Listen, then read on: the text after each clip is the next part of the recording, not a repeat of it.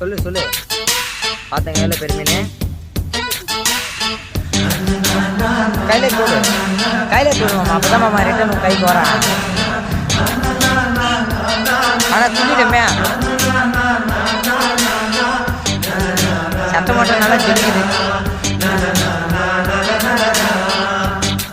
நண்டு பிடிக்கிற மாதிரி பிடிக்கிற மீனா.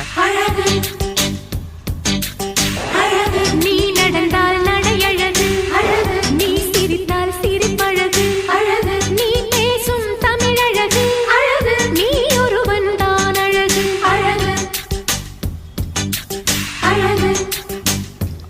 ஆழ்ந்த சென்றிருக்கதா?